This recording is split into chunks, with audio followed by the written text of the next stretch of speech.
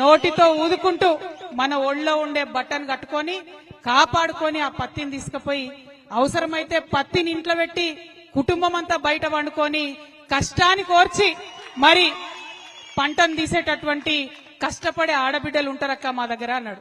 అంటే నేను ఒకటే మాట చెప్పిన, నువ్వు మహిళా రైతులను పిలుస్తా అంటేనే వస్తా తమ్ముడు, నేను లేకపోతే మాత్రం రానని చెప్పిన. మాట ఇచ్చిండు, మహిళల్ని పిలుస్తాక అని చెప్పిండు.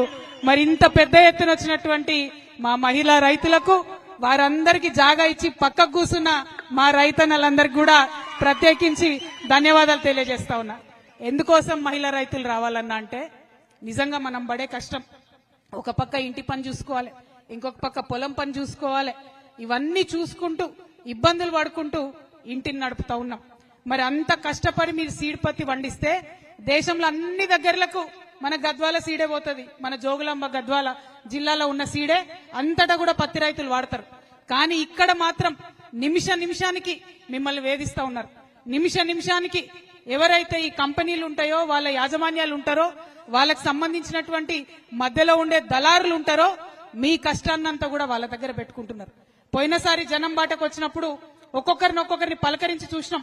మా పొలం కుదవబెట్టుకున్న మా దళారుల దగ్గర డబ్బులు వచ్చేంత వరకు కూడా పొలం రాదు. అట్లా పొలం ఎకరాలు కోల్పోయినటువంటి రైతులు అనేక మంది ఉన్నారు. మరి వాళ్ళందరూ కూడా కలెక్టర్ గారి సమక్షంలో మాట ఇచ్చి 2 నెలలైంది, ఇంతవరకు కూడా బకాయిలు ఇస్తలేరు. ఇప్పుడు ఎగబెట్టేటటువంటి ప్రయత్నం చేస్తా ఉన్నారు. కాబట్టి గద్వాల ఖచ్చితంగా రావాల్సిందే. వచ్చి ఇక్కడి నుంచి నేను ప్రభుత్వానికి హెచ్చరిక చేస్తా ఉన్నా, కరెక్ట్ వారం రోజుల టైంలో ఏదైతే మా సీడ్ పత్తి రైతులకు బకాయి ఉందో ఎటువంటి కొర్రీలు లేకుండా అవి మీరు విడుదల చేయాల్సిందే. మీరు గనక అవి విడుదల చేయకపోతే అవసరం అంటే తెలంగాణ వ్యాప్తంగా ఉన్నటువంటి వాళ్ళందరం కూడా ఇదే గద్వాలకు వస్తాం, ఇక్కడే కూర్చుంటాం, దీక్షకు దిగుతాం. బిడ్డ జాగ్రత్త. మరి ఎవరైనా సరే, ఏ రాజ్యమైనా సరే 2 అన్నలకు భయపడుతుంది. ఒకటి అడవిలో ఉండే అన్నకు, ఇంకోటి రైతన్నకు. అంతేనా? ఇవాళ అడవిలో ఉండే అన్నలకు భయపడుతున్నారు కాబట్టే వాళ్ళని కర్కశంగా అణిచివేసే ప్రయత్నం చేస్తా ఉన్నారు. దారుణాతి దారుణంగా మానవ హక్కుల ఉల్లంఘన చేసి వాళ్ళని చంపుతా ఉన్నారు. దుఃఖపడుతున్నాం, చూస్తున్నాం మనం. ఇంకో పక్క రైతన్నల మీద దాష్టికం. కష్టపడి పొద్దున 10కి పోతే బయటకి సాయంత్రం 8-9 అయినా కూడా తోట నుంచి ఇబ్బంది పడి కష్టపడి వచ్చే రైతన్నను దారుణంగా ఇబ్బంది పెడతా ఉన్నారు. 1 కాదు 2 కాదు. ఇవాళ కరెంటు అర్ధరాత్రి వస్తుంది. మరి మొత్తం కుటుంబాన్ని ఇడిచిపెట్టాలి, ఇంటికాడ వైఫ్ ని పిల్లల్ని అందరినీ వదిలిపెట్టాలి. వాళ్ళు ఎట్లుంటారో అని రందో పక్కన, మరి అక్కడికి పోతేనేమో పామో తేలో ఉడుతుందనే బెంగ ఇంకో పక్కన. మరి ఇంత పెద్ద పెద్ద మనుషులు వచ్చిందే, ఇయ్యరాదా కరెంటు? పరిశ్రమలకైతే ఇయ్యొచ్చు, బ్యాంకులకు 1000 కోట్లు డబ్బులు ఎగబెట్టేటటువంటి పరిశ్రమలకైతే కరెంట్ ఇవ్వచ్చు. కానీ మరి కష్టపడే రైతులకు కరెంట్ వస్తలేదు.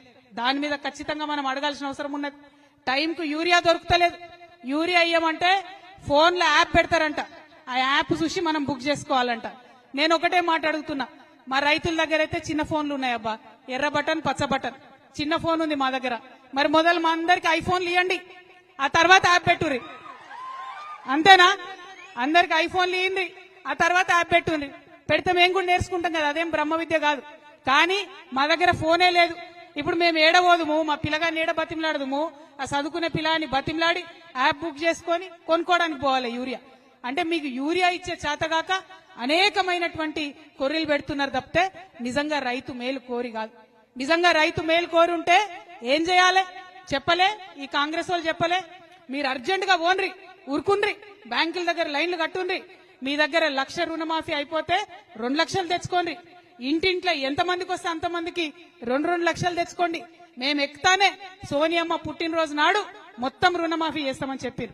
అంటే పాపం చాలా మంది ఒక్కొక్క ఇంట్లో 2, 3 పోయి డబ్బులు తెచ్చుకున్నారు.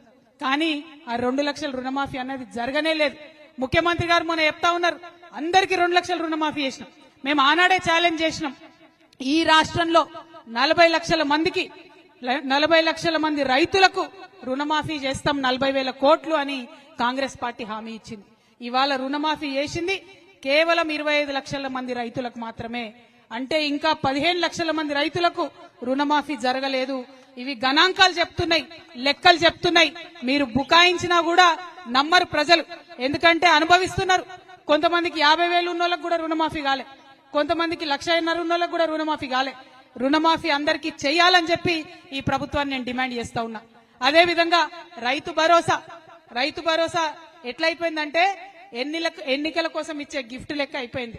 మన ముఖ్యమంత్రి గారు ఏమాత్రం మొహమాటం లేకుండా ఇగో రైతు భరోసాకి వేస్తున్నా నేను, తర్వాత ఎన్నికలు పెడతా ఎంపీటీసీ డెప్యూటీసీ అని చెప్తున్నారు. అంటే కేవలం ఎన్నికలప్పుడే రైతు గుర్తొస్తుండే తప్పితే మిగతా టైంలో గుర్తొస్తలేదు. కాబట్టి రైతు భరోసా ఖచ్చితంగా వేయాలని నేను ప్రభుత్వాన్ని డిమాండ్ చేస్తా ఉన్నా. మరి మొన్న సర్పంచ్ ఎన్నికలు అయితే ఈ ఏటికి అవతల వైపు నారాయణపేటలో మా తమ్ముడు గవినోల శ్రీనివాస్ గారు డైరెక్ట్ గా యునానిమస్ గా సర్పంచ్ గెలిచి మరి బోని కొట్టిండు జాగృతికి. ఆయన జాగృతి జిల్లా అధ్యక్షుడు నారాయణపేట. మరి మున్సిపల్ ఎన్నికలు రాగానే ఆ జోగులాంబ అమ్మవారి దయతోని గద్వాల్ నుండే జాగృతి జయగంట మోగింది, జైత్రయాత్ర ప్రారంభమైంది. మొత్తం వడ్డేపల్లి మున్సిపాలిటీ గెలుచుకున్నాం. అవునా కాదా? చూసిరా లేదా మీరందరూ? మరి అదే జైత్రయాత్ర కొనసాగుతుంది. సరే ఇవాళ వాళ్ళు మనతో ఉన్నారా లేదా చర్చ కాదు. ఎందుకంటే గద్వాల్ గడ్డ మీద ఒక రకమైన రాజకీయం నడుస్తుంది. ఏ పార్టీలు ఎవరు గెలిచినా అధికారం పెట్టుంటే అటే పోయేటట్టున్నారు. అంటే అప్పటిదాకా ముఖ్యమంత్రి మున్సిపల్ చైర్మన్ పిలుచుకోలే, కానీ ఒక్క వడ్డేపల్లిలా జాగృతి జెండా ఎగరంగానే దాబాబు అని చెప్పి పిలుచుకొని అందరితో ఫోటో దిగిరంట. అంటే ముఖ్యమంత్రి దగ్గర నుంచి మొదలు పెడితే ప్రతి ఒక్కరికి కూడా ఏ పార్టీలో గెలిచినా మా పార్టీలకు రావాలనే ఒక పిచ్చి రాజకీయం గద్వాల్లో నడుస్తుంది. నేను ఇవాళ ఎమ్మెల్యే గారిని అడుగుతున్నా, మీకు ధైర్యం ఉంటే, మీకు దమ్ముంటే, మీకు చిత్తశుద్ధి ఉంటే మీరు ఏ పార్టీయో రేపు ప్రెస్ మీట్ పెట్టి చెప్పండి. ఎక్కువ వేరే ఏం చేయదు. మీరు ఏ పార్టీయో చెప్పండి. ఏ పార్టీలో ఉన్నామో చెప్పుకోలేనటువంటి వాళ్ళు మీరు ప్రజలకు ఏం చేస్తారో ఎట్లా చెప్తారు? అంటే నువ్వు కాంగ్రెసా, నువ్వు బీఆర్ఎస్ఆ? నువ్వు కాంగ్రెస్ చేసే పనులు చేస్తావా ప్రజలకు, లేదా బీఆర్ఎస్ వాళ్ళు చెప్పే పని చేస్తావా? మరి ఏం చేస్తావు? ఏం చేయకపోతే ఎందుకున్నట్టు ఎమ్మెల్యే? రాజీనామా చేయి రాజీనామా. ఎందుకు అడుగుతా ఉన్నా అంటే బీఆర్ఎస్ పార్టీ నన్ను సస్పెండ్ చేసింది. నీతి ఉంది, నాకు ధర్మం ఉంది కాబట్టి ఆ పార్టీ ద్వారా వచ్చిన ఎమ్మెల్సీకి 1 నిమిషంలో నేను రాజీనామా చేసిన. నియత్ ఉండాలి, రాజకీయాలు చేయాలంటే నియత్ ఉండాలి, ధైర్యం ఉండాలి. ధైర్యం ఉంటేనే ప్రజాసేవలో ముందడిగే వస్తుంది. మరి ఇక్కడ ఎమ్మెల్యే గారిని అడుగుతా ఉన్నా నేను, మీరు ఏ పార్టీలో ఉన్నారు చెప్పండి ఫస్ట్ ప్రెస్ మీట్ పెట్టి. ఇందాక తమ్ముడు రంజిత్ అన్నట్టు ఈయన నెల నెలకు బీఆర్ఎస్ పార్టీకి చందా ఇస్తున్నంట. ఇయ్యడానికి వీరికి ఇంగితం లేకపోతే తీసుకోవడానికి బీఆర్ఎస్ పార్టీకి అని ఇంగితం ఉండాలి కదా. మరి వాళ్ళు ఎందుకు తీసుకుంటున్నారన్న విషయం వాళ్ళు కూడా ప్రజలకు ఖచ్చితంగా చెప్పాల్సినటువంటి అవసరం ఉంది. మరి అది బీఆర్ఎస్ అయినా ఇప్పుడు వచ్చిన కాంగ్రెస్ అయినా 12 ఏళ్ళు అవుతుంది. మనం చిన్నప్పుడు చదువుకునేది గుర్తుంది కావచ్చు మీ అందరికీ. బిరబిరా కృష్ణమ్మ పరుగులిడుతోంది అంటే మనం మంచిగా పెద్ద పాట అనుకొని పద్యం అనుకొని నేర్చుకున్నాం చిన్నప్పుడు. కానీ ఇప్పుడు కూడా బిరబిరా కృష్ణమ్మ మనని దాటుకొని పరుగులెడుతుంది తప్పితే మన నడిగడ్డకు మాత్రం నీళ్లు వస్తలేవు. తుంగభద్ర తన్నుకుంటే వెళ్ళిపోతుంది మన దగ్గరికి వెళ్ళి తప్పితే మన ప్రాంతానికి నీళ్లు వస్తలేవు. అటు తుమ్మిళ్ళ నుండి సగం కెపాసిటీ వర్క్ అవుతుంది. ఇటు నెట్టెంపాడైతే నా చిన్నప్పటి నుంచి నడుస్తూనే ఉంది నత్త నడకన. నత్తలు కూడా సిగ్గుపడుతున్నాయట, మమ్మల్ని ఇట్లా నెట్టెంపాడుకు కంపేర్ చేయకండి, దరిద్రంగా ఉంది, మమ్మల్ని అవమానం చేయకండి అని చెప్పి.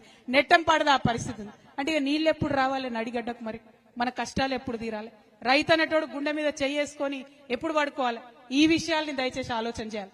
అందుకే నేను కోరేది మిమ్మల్ని, అది బీఆర్ఎస్ కంప్లీట్ గా నడిగడ్డను మోసం చేసింది, ఫెయిల్ అయిపోయింది బీఆర్ఎస్ పార్టీ నడిగడ్డలో. కాంగ్రెస్ పార్టీ 2.5 ఏళ్లైంది వచ్చి ఏదో చేస్తామని చెప్పొచ్చిర్రు, కంప్లీట్ గా వాళ్ళు విఫలమైంది. మరి వాళ్ళ జరగాల్సింది ఏమున్నది? నాగర్ కర్నూల్లో నిన్న జరిగినటువంటి ఘటనలో మరి మాట్లాడాల్సినటువంటి అవసరం ఉన్నది. నీళ్లు రాకపోతే అడగాల్సినటువంటి అవసరం ఉన్నది. అట్లా అడిగేటోళ్లు కొత్త వాళ్ళు రావాల్సినటువంటి అవసరం ఉన్నది. కాబట్టే మీ అందరి దయతోని ఒక ముందడుగేస్తున్నాం. ఖచ్చితంగా ప్రభుత్వంలో ఎవరున్నా సరే ప్రజలకిచ్చినటువంటి మాటలు, ప్రజలకిచ్చినటువంటి హామీలు మీరు ఇయ్యాల్సిందే అని చెప్పి నిలదీసి అడగడానికే తమ్ముడు ప్రవీణ్ చెప్పినట్టు ఒక ఆయుధాన్ని అయితే నూరుతా ఉన్నాం. ఆ ఆయుధం, ఆ కొత్తగా వచ్చేటటువంటి ఆ రాజకీయ శక్తి ఖచ్చితంగా మీ అందరికి కూడా ఆయుధం అవుతుంది. ఈ నడిగడ్డకు నీళ్లు తీసుకొచ్చేటటువంటి ఒక వజ్రాయుధంగా మీ ముందుకు వస్తామని తెలియజేస్తా ఉన్నాం. అదేవిధంగా రంజిత్ కుమార్ చెప్పారు, మరి అత్త అల్లుడు తప్ప ఇక్కడ ఇంకో కొత్త ముఖం కనబడతలేదని. నాకైతే కొత్త ముఖం కనబడుతున్నది. మరి నాకైతే డెఫినెట్ గా ఒక కొత్త ఆలోచన ఉన్నటువంటి, అందరూ మా వాళ్ళే అనుకొని పనిచేసేటటువంటి ఒక కొత్త నాయకత్వం కనబడతా ఉంది. అందుకే చెప్పిన రాబోయే రోజుల్లో కాబోయే గద్వాల ఎమ్మెల్యే గారని ఉట్టిగా చెప్పలే నేను, బరాబర్ జరుగుతుంది. ఆడబిడ్డల ఆశీర్వాదం ఉంటే ఖచ్చితంగా జరుగుతుంది. ఇక్కడికి వచ్చిన ఆడబిడ్డలు ఒకసారి ఆలోచన చేసుకోవాలా, పని చేస్తున్నాడా లేదా రంజిత్, కొట్లాడుతున్నాడా లేదా రంజిత్, అదే విషయాన్ని దయచేసి ఆలోచన చేయండి. ఇవాళ ఇక్కడికి వచ్చిన వాళ్ళందరూ అయితే నవ్వుతున్నారు, మరి ఆయన పేరు చెప్పినప్పుడు పని చేస్తున్నాడా తెలుసా మీకు? బానే పని చేస్తున్నాడా? కొట్లాడుతున్నాడా మీ పక్షాన? కొట్లాడుతున్నాడా? మరి ఉంటారా, నిలబడతారా రేపొద్దున? పాపం 3 సార్లు పోటీ చేసింది, ఇప్పటికి 2 సార్లు పోటీ చేసింది. ఇప్పటికి మీరంతా మీటింగ్లలో చేతులు ఎత్తుతున్నారు, ఓటింగ్లలో మాత్రం ఇంకో దిక్కు ఎత్తుతున్నారు. అంతేనా? అట్లా చేయకూరి. ఎందుకంటే ఎలక్షన్ అప్పుడు ఎవరేమిచ్చినా తీసుకోవాలి, కానీ మనకెవరు పనిచేస్తారో వాళ్ళకే ఓటేసుకోవాలి. ఆ విషయాన్ని ఆలోచన చేయండి. ఎందుకంటే ఎలక్షన్ అనగానే ఇక అత్త వస్తారు, అల్లుడు వస్తారు, బయలుదేరుతారు. ఇప్పుడు వస్తున్నాయి మళ్ళా జెడ్పీటీసీ ఎంపీటీసీ ఎన్నికలు వస్తున్నాయి